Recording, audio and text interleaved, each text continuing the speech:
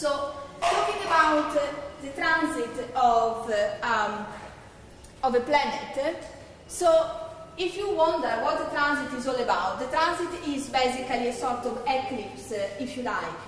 So you know that an eclipse is when, for example, the moon is between Earth and the Sun, and you start seeing the Sun covered basically by the moon. Something very similar happens here.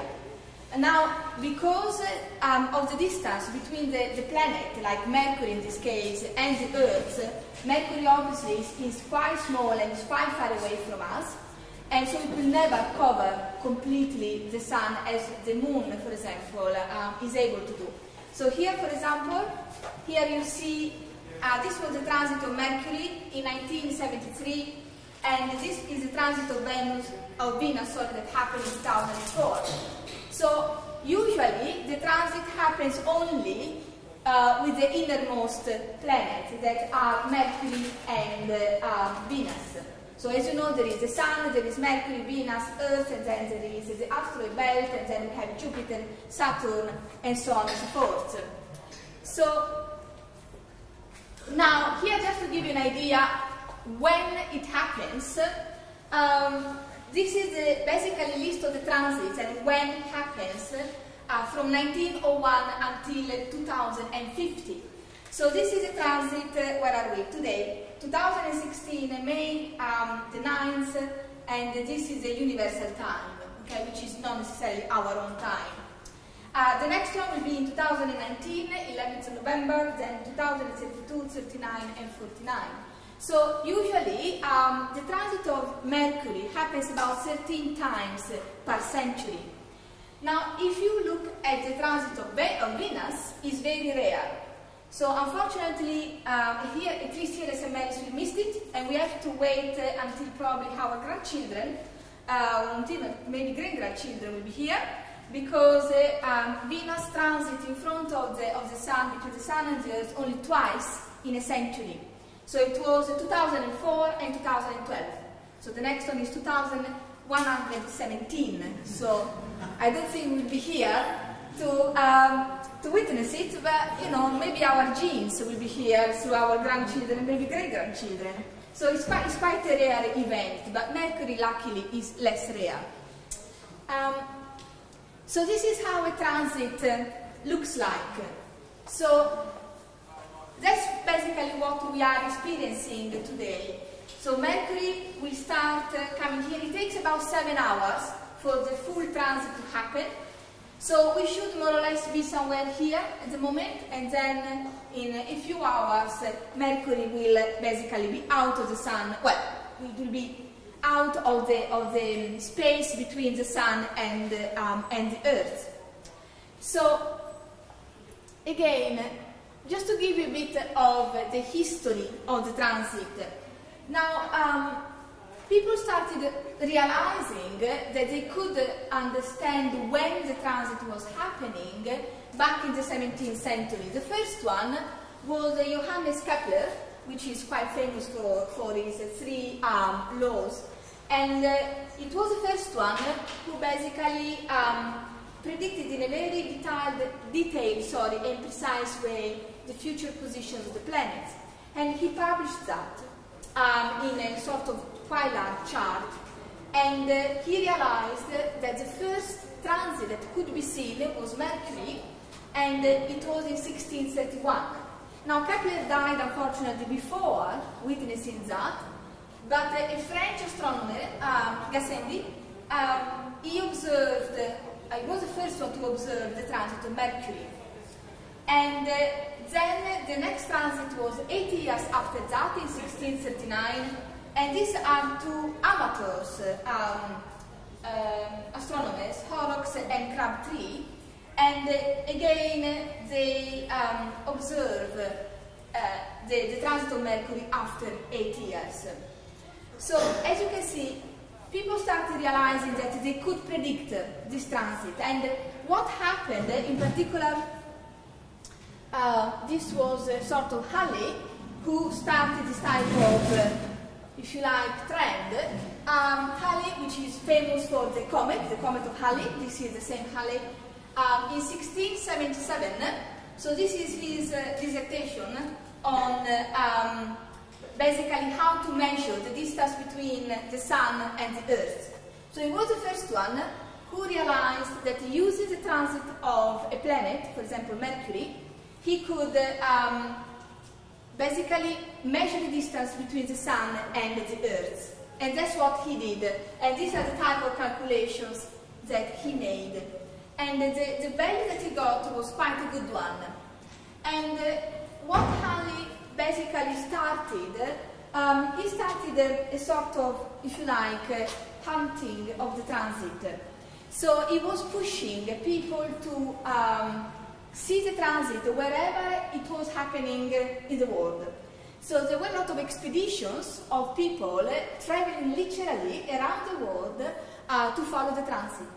Now the problem was that sometimes they couldn't, get there in time, or sometimes it was cloudy or whatever, so it wasn't really easy. The other problem was that sometimes the transit was predicted somewhere, but it was not happening there. It was happening slightly somewhere else. But anyway, people were quite happy with this sort of hunting of the transit, and there were a lot of expeditions during the 17th and also 18th century. So now the transit was also used once by Lomonosov, a Russian astronomer, in 1761, to basically detect, if you like, the atmosphere of Venus. So he was the first one to say Venus has got an atmosphere. So how did he do that? Again, this is the calculation that, and the observation that he made.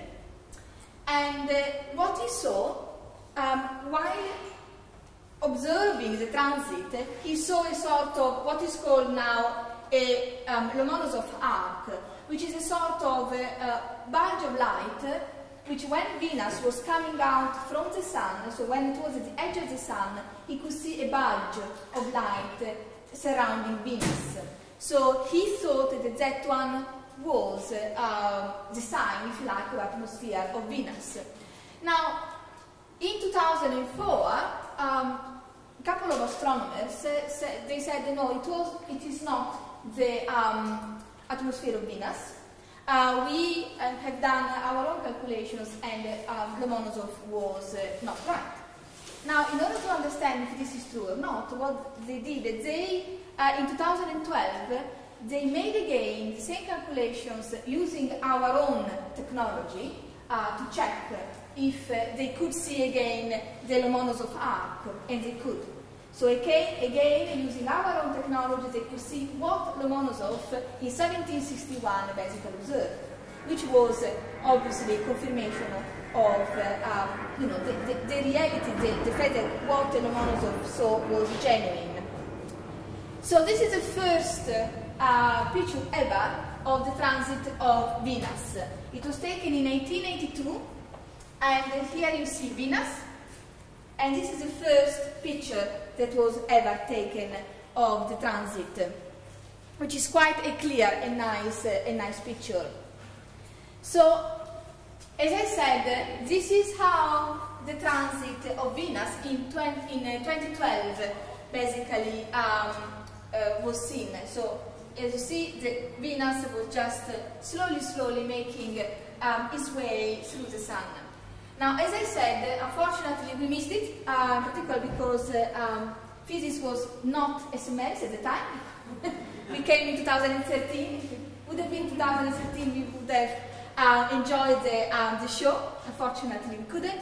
And the next one, I'm afraid, we're probably to wait a very long time, and we will not see it because it is 11th of December, 2117. So this is just to give you an idea a bit of the transit and how people use the transit and how people started realizing that they could enjoy the spectacle long time ago. So I finish it here. I think is it you, Ali, the next one? Thank you very much for everybody coming. Hopefully you were all able to see this. This image is a live feed from the Royal Observatory Greenwich. Were you all able to see something like that? The spot that you saw was tiny, not because Mercury is tiny, Mercury is the closest planet to the Sun, so unfortunately, Venus one, you can, if you were alive when it was around, was quite a lot bigger. What I want to talk today about is what can we learn from transits. Okay, so it's nice to have a look at the spots travelling across the Sun, but what can we learn from transits? And in particular, not just what can we learn from the planets in our solar system, as Elizabeth was mentioning, this bulge in Venus, which relates to its atmosphere, but also what can we learn if we study planets in other solar systems.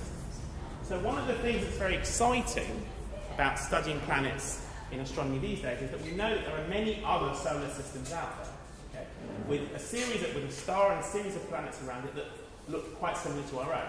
And this obviously then raises the next possibility: is there life in other solar systems as well?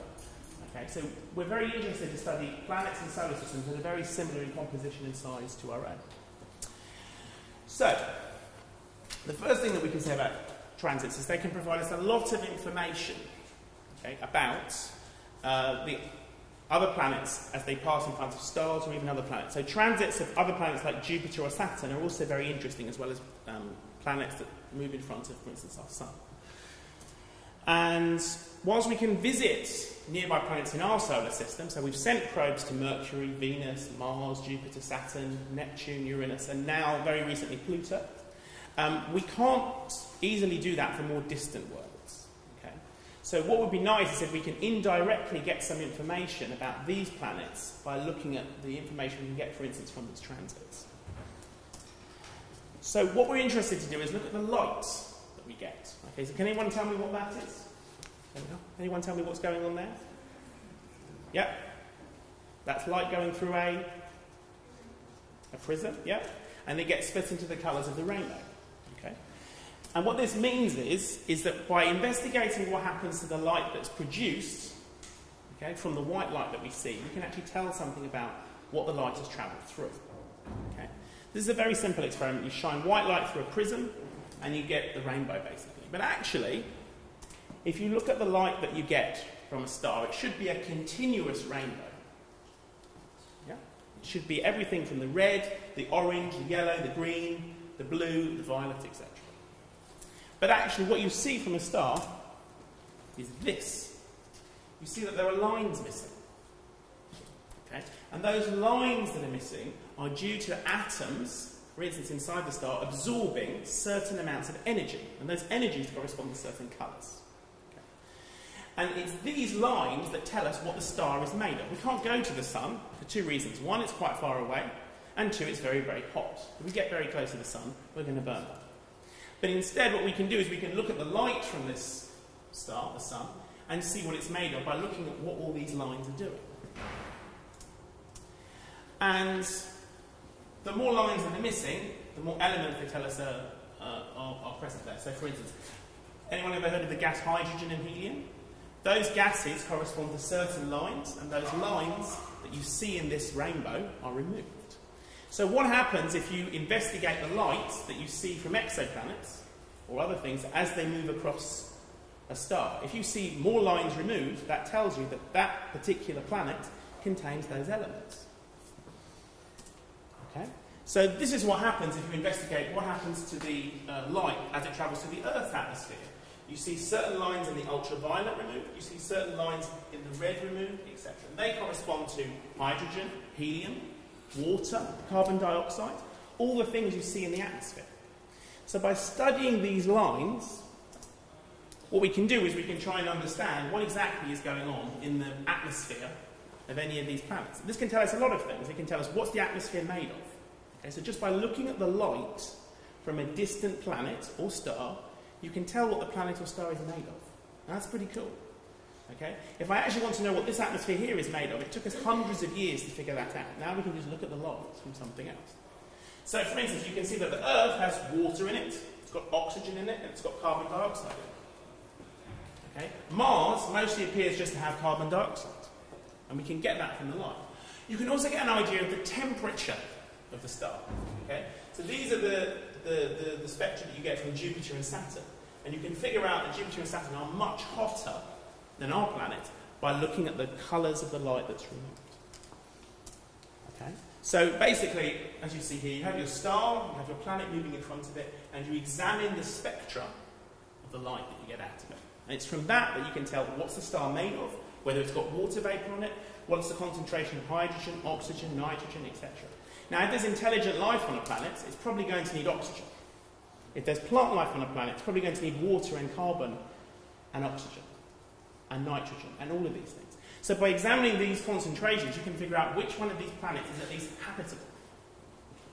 And you get that all from, for instance, a planet moving in front of a star, like that, which I think is pretty cool.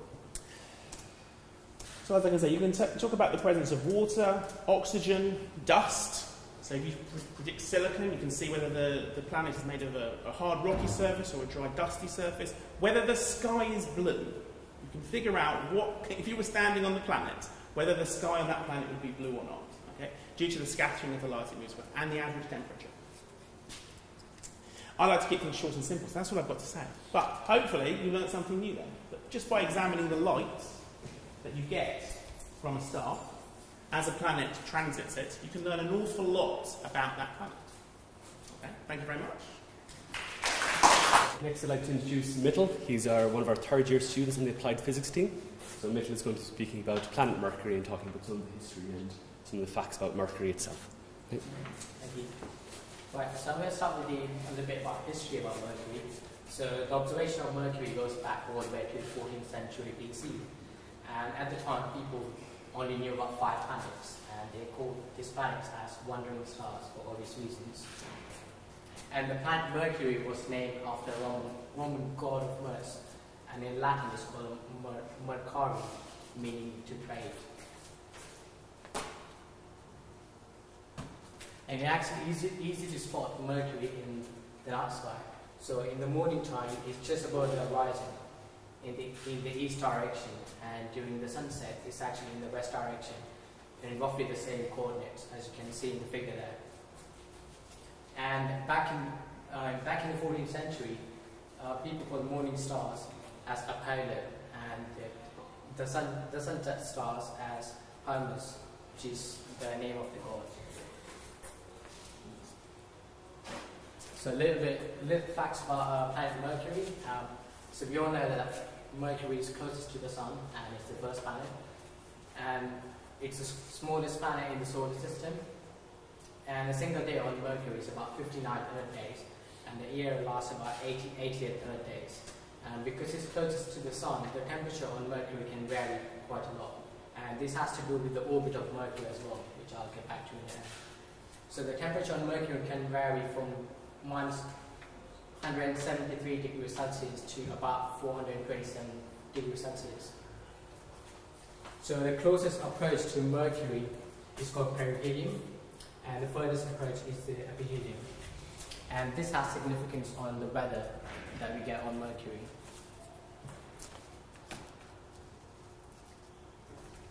And we also know that the rotation of Earth's axis is not vertical, it's slightly tilted by about 24 degrees. And when compared to the Mercury, the axis of rotation is actually perpendicular. And this leads to, so the axis of tilt leads to different weathers and different seasons that we get on Earth. But on Mercury, because the axis is almost vertical, there are no seasons.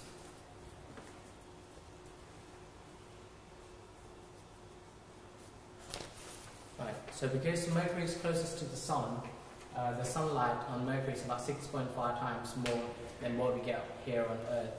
And also 2.5 times, the size of the Sun is about 2.5 times greater than what we have here on Earth. And in the figure here, we can see what the Sun looks like from all different planets. So on Mercury, we see that it's way, way, way greater as compared to Earth.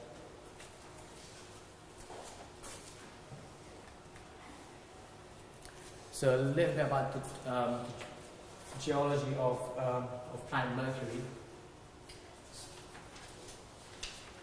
So we see the iron core in Mercury makes about 85% of Mercury's radius compared to the Earth, which is only about 32%. And the size of Mercury is literally very small, again, compared to the Earth.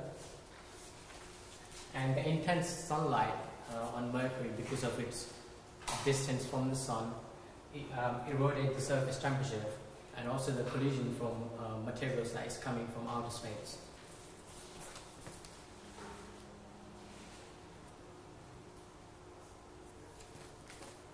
So Mercury almost has no atmosphere, and so one of the things that people think is that Mercury is the hottest planet because it's the first planet to the Sun, but it's actually Venus. And the reason for this is because Mercury has almost no atmosphere at all. Well, compared to Venus, it has atmosphere, and so it traps in a lot of radiation that's coming from the Sun. So most of the atmosphere of Mercury is made up of hydrogen, helium, and a lot of heavy elements. And this has been constantly blown away in space due to the solar wind from the Sun. And this is shown in the figure here. So this is Mercury, and there's a Sun on this direction here. And there's a solar wind coming from the Sun, which blows away the atmosphere of Mercury. So you get these trails, just like if you have a comet passing by the Sun, you get a trail.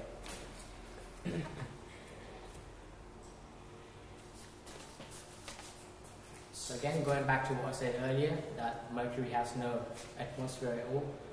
If you look at the pattern structures on Mercury and compare it to the Moon, they actually have similar patterns. So these are due to the collision between surface of Mercury and the meteorites coming from outer space. And just by looking at the size and shape of these craters, scientists can figure out what was the speed of the impact and the impact force as well.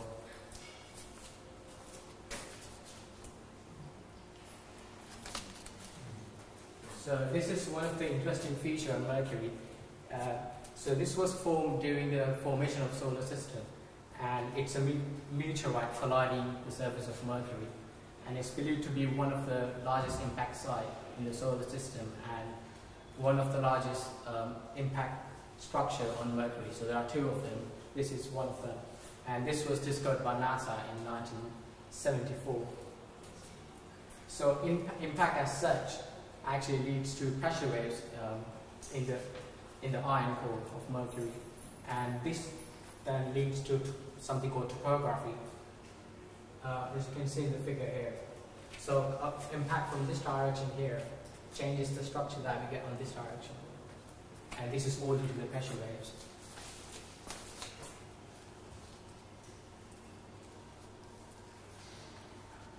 So about 20 years ago, radars from Earth spotted water ice on Mercury, and this wasn't confirmed until 2012 when NASA sent a spacecraft to Mercury in an orbit around Mercury.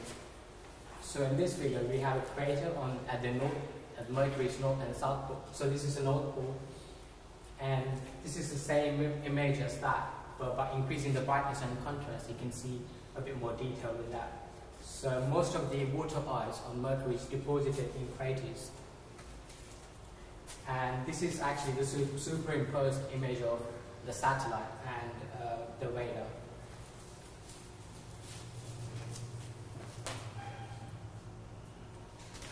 So one of the first tests of Einstein's theory of relativity was Mercury's orbit.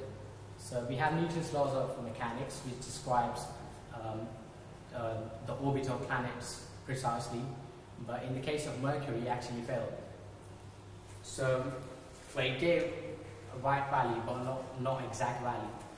And so a new theory of gravity was needed in order to understand the orbit of Mercury, and this was given by Einstein's theory of general relativity. So in Einstein's theory, space can actually bend and twist.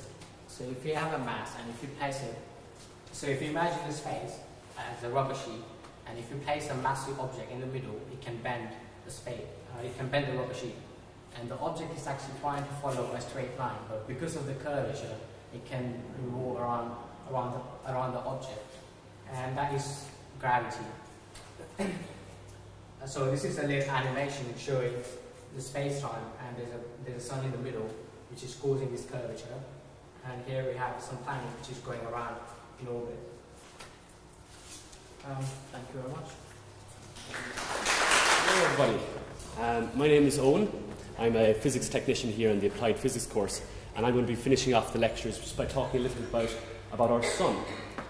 So we're here today really because we can see the interaction between Mercury and the Sun and how Mercury is passing in front of it. But I want to speak a little bit about our Sun itself and maybe some of the structures that you might have seen on the Sun today. Okay, so first of all, just a quick introduction to our Sun. It's our closest star. So I suppose when you look up at the night sky, you see all the stars scattered across the sky, and we kind of forget sometimes that our Sun is part of this solar array. So you have many, many millions of stars up in the night sky, and our Sun is a relatively insignificant one of those. So it wouldn't be too big or it wouldn't be too small. It's just a normal average sized star floating in the galaxy. Okay? Now our star would have formed around 3.6 billion years old. Okay? And why, I suppose, our star is so important to us, or our Sun is so important to us, is that it's a massive source of energy. Okay, so you stand outside, you feel the heat of the Sun beating down you, and that Sun's energy really feeds our planet with the energy. So without our Sun being that distance, the perfect distance away from us, we wouldn't have any life on Earth. Okay, so I'm just going to talk very briefly on how maybe that Sun creates this energy. Okay, so what we have in the core of the Sun here, this very, very warm area here in the middle of the Sun is called the Sun's core. And this is where nuclear fusion takes place. Okay, so we might have heard of nuclear fission before, which we have creating in nuclear power plants. But nuclear fusion is a similar type of nuclear energy where we bind atoms together. So you have huge pressures and huge temperatures pushing hydrogen and helium atoms together to cause massive amounts of energy. And that happens in the core of our Sun. Now, with this energy, you get a huge amount of heat being formed. And this heat can transfer into light energy. So that's why we can see our Sun is so very bright, is because of the nuclear fusion that's going on in its core. As you move out from the core of the Sun here, so into the second region, we call it the radiative zone. Okay? And in this zone, the heat from the core is transferred outwards. Okay? So it's like radiation, like standing beside a radiator, you have the heat blasting out against you. Okay? And then as you move further out, the temperature of the Sun begins to cool that little bit more. And we come into what's known here as our convective zone. Okay? And in the convective zone, what you have is similar to maybe if you were to boil a kettle. You have the hot liquid, or the hot fluid, coming up from the bottom. It's less dense, so it's rising to the top of the Sun, and then when it comes to the top, it cools down and starts to come back down again. So that's your convection currents within the Sun itself. And these convection currents are quite important because you might have seen some similar structures or some structures on the Sun today that were dark. So did anybody see any dark structures in the Sun? Hands up. Yeah, a couple of guys. You saw a couple of dark structures pretty much similar size to Mercury, or they appeared to be similar size to Mercury. Okay?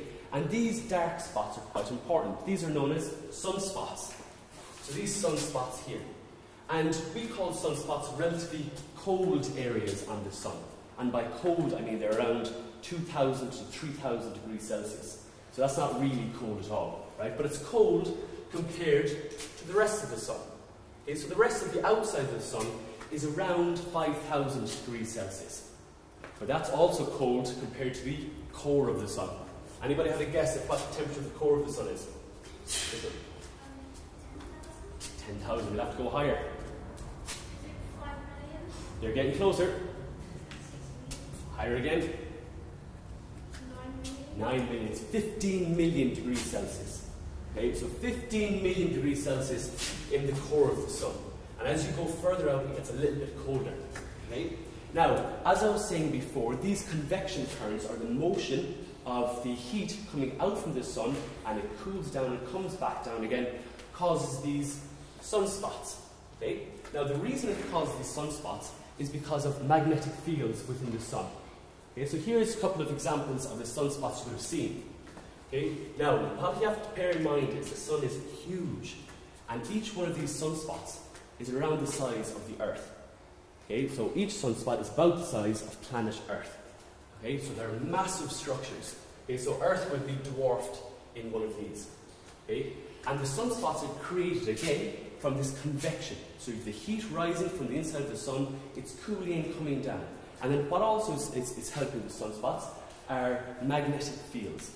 So you might have heard on Earth, or if you use a compass, you'll be able to find where north is, because Earth has a magnetic field around it. And it's very similar to the Sun. Okay? But the Sun's magnetic field is a lot different, because it's made up of plasma. And this plasma is moving as the Sun is rotating around itself. Okay? So it creates this magnetic field, and these sunspots are formed because of the magnetic field. So with certain directions of the field, these sunspots, or the magnetic field, stops convection. Okay, so remember I spoke about convection of the heat rising up? These magnetic fields in this area stop that convection.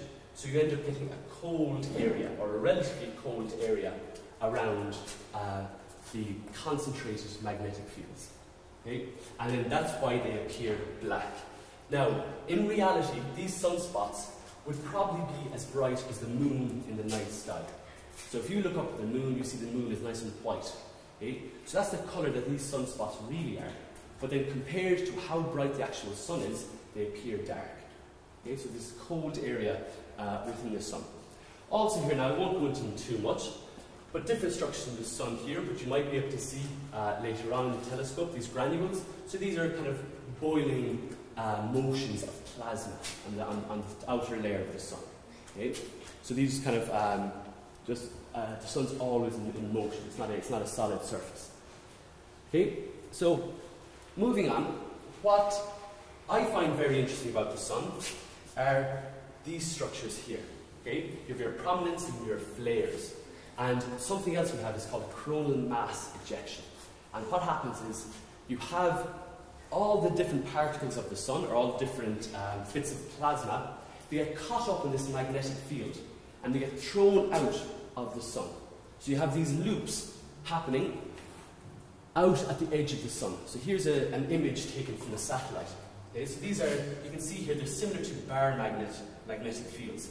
They come out of the sun and they drag all this hot plasma up with them. And these things can be massive. So here is planet Earth, just to give you an example of how big these can be. Okay, so these can sit on the outside of the sun and they have these magnetic loops occurring. Now, these are relatively safe to us for the most part, unless they start getting twisted.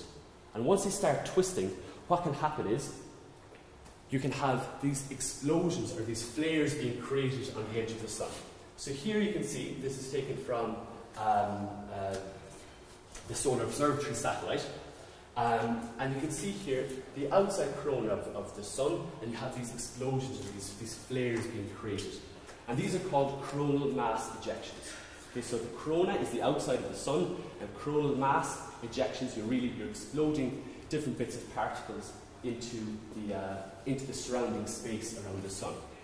Now, these can be very interesting, especially for us here on Earth, because what happens is, if we have a sunspot directly lined up on planet Earth, and it's a big enough sunspot, and you have these prominences, and if it gets twisted, and you have a coronal mass ejection, we can have millions of tons of solar material fired at our planet. Okay? And this can have a serious effect, really, on the planet itself. Okay? One real, I suppose, benign effect, or one normal, everyday effect, what you might see of solar wind, is the aurora borealis. Have you heard of this? Yeah, so the northern lights up in the sky. So what you have is you have the solar wind coming to Earth, it's interacting with our magnetosphere, and our ionosphere, and it's creating these lights on the Earth. Now, a similar case happens here with your coronal mass ejections, okay, but it's much, much more intense. And what can happen is, if we're not careful, if we don't know they're coming, they can wipe out our electricity grid. Okay, so they can create such damage and devastation, they can create blackouts. So it was back in the early 90s up in Toronto and in Quebec that a coronal mass ejection occurred, and it wiped out the electricity grid for a number of days. Right? So they're in complete blackout. Right? And these are all due to your sunspots and the solar activity. Okay? Now, just a quick run through really on this solar activity. Our sun it goes through what's called a solar cycle, or an 11-year cycle. And what you have is areas of very high solar activity compared against areas of very low solar activity. Okay? So at the areas of high solar activity, you have a large amount of sunspots happening. And it's during these times that we can start getting a little bit worried about coronal mass ejections coming to Earth. Now, these cycles happen every 11 years. And what's happening is the Sun's magnetic field is flipping on its head. And as it flips on its head, as the poles are coming towards the equator of the Sun, or the middle of the Sun, that's when we get the most amount of sunspots occurring. Okay? And then it flips over on the opposite side, so it's maybe facing downwards, and then it takes another 11 years to flip back up. So the Sun goes through this cycle of high and low solar activity. Okay? And it's during these high areas of solar activity where we can have a lot of solar wind coming in our direction. Is that okay? It's not too complicated, is it? Okay, so here's just an example of how our magnetic field helps to protect us from these solar winds. Okay, so our magnetic field surrounds planet Earth, and it's continuously being bombarded with this solar wind. And these solar winds are made up of electrons and protons and different types of radiation. Okay, so the magnetic field can deflect most of this radiation, and it's at these poles here, so you can see the north and the south pole, where our magnetic field is most vulnerable. So you can have the solar winds travelling down the north and the south pole, and that's why we get the aurora borealis, or the northern lights, in the sky at those areas. But during times of high solar activity, sometimes you might actually get the northern lights down as far as London. So you might be able to see them in the skies on very dark nights. Okay, so if you look up during times very, very high solar activity, you should be able to see some of the northern lights. And here's just some newspaper clippings from throughout the years of people having, I suppose, various different negative effects, really, of solar weather. Okay, it was especially prominent during the early days of telegrams. So when the telegram poles were running the length of the country, they found that at certain times of year, at certain intervals, that you were getting serious disruption. And some of the telegram poles were breaking down because of this solar activity. So you had all these electrical charges coming in from space, connecting with the wires, and creating this huge electrical charge on the wires.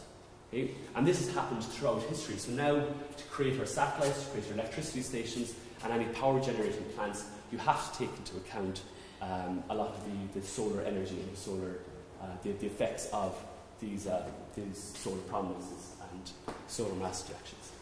Is that okay? Yeah. Okay. Now, I'll just finish here now and just give you a quick, brief introduction on what kind of star we have in our Sun. Now, I assume some of you might have heard of black holes and supernovae. Have you heard of those? Yeah, so black hole is an area of very, very high gravity. So it's gravity gone wild, and it sucks everything in around it. So it can suck up stars and planets in around it. And I suppose there would be an awful worry for us here on Earth. But we don't really have to be too worried about black holes and supernova up in our local system here in the Milky Way. And the reason is because we can look up at the night sky and we can determine what type of stars we have around us, and then what kind of lifestyle or what kind of life plan that star will have. Okay? So we're down here in our Sun-like star at the moment. Now, as I mentioned before, our star, we'll say for argument's sake, is around 4 billion years old. So that would be halfway through its lifetime. Okay, so we'd have another good 4 billion years left in our star before it starts to, I suppose, die, you could say. And when our star dies, what happens is it becomes a red giant. And how it does that is, in the middle of our star, as I said at the start, you have nuclear fusion going on. And that's pushing the star out. And then what's pulling the star in is a huge amount of gravity. Okay? But when a star becomes, like our star, comes to nearing the end of its life, that nuclear fusion gets much, much stronger than the gravity pulling it in. So our star starts to grow outwards. Okay? And our star will become what's known as a red giant. And it'll continue to do this, it'll continue to grow outwards and outwards until it uses up all of its energy. And then what it'll turn into are these lovely structures called the planetary nebula. So sometimes in the night sky, if you have a good enough telescope, you can see some of these nebulae. And what they are, they're remnants of old stars. So it's an old star, when it's burnt out, it ejects all its gases into the local area around it, and you have these lovely structures. And these these planetary nebulae are made up of various different amount of elements. Okay, so as I was saying, you're fusing hydrogen at start, and they create newer and newer elements. So if you look around us here, we're full, the room is full of different types of elements, from your silicate into the wall to us mainly of carbon. And where those elements came from, were from all different types of dying stars. Okay? The heavier elements would have come from supernovae explosion. So these would be very, very big stars exploding and producing much, much heavier elements, like a lot of the metals, the heavy metals, and the ones lower down in the periodic table. Our star would produce maybe a number of different elements when it dies, and those elements then would be recycled back in to create new stars or new planets. Is that okay? So just a comparison size here now. This is one of the largest stars that we know at the moment. It's in the universe. So this is Canis Majors. And as a comparison down here, our sun is somewhere in this vast abyss right beside it. So you saw how big our sun really is compared to us, but it's nothing compared to some of the suns and some of the stars that are out there. Okay? But don't worry, that one is much, much further away from us, so it doesn't pose any threat. Okay? Is there any questions there now? No questions? Pardon? A dark star. I suppose a dark star, what you could have is maybe a brown star. Okay, so this is a star that's quite cold. It doesn't produce as much light as different stars. So what you can see is, as you come down through it here, you notice that the colour is changing with the type of star that you have. The blue stars or the white stars burn the brightest and the hottest. So they're very, very hot stars. As you come down then to the red giants and the red end, they get a little bit, a bit colder, right? Yeah, I suppose a dark star would possibly be one of these brown dwarfs or a brown star, which it would have died off or lose most of its energy, so it's not producing all the light anymore. As much light. Pardon? David Bowie, right? Okay. Does the sun change dramatically in size if it's always burning off gases and sending out flares? Our sun at the moment, it's pretty stable. You know, it's not changing that much, but it will change, and it will get quite large. So at the moment, what you have is this almost a tug of war between gravity and nuclear fusion in the core. So the nuclear fusion is pushing out, gravity is pulling it in. A similar analogy would be a balloon, blowing up a balloon. You have the gas pressure pushing out and the elastic constant of the balloon pushing in. But over time, maybe that elastic constant of the balloon will weaken. So I suppose it wouldn't be a direct comparison, but similar idea, and the balloon might expand a little bit more. Yeah, but at the moment our star is pretty stable. Now it does fluctuate a little bit, but nothing too much. Yeah. So if it did get bigger because of its turning Yeah. could it eat up the Earth? Yeah, absolutely. Yeah, so it'll eat up most of the planets in the solar system. So it'll get very, very big. But that's in about 4 billion years. So we're pretty safe for a while. Yeah.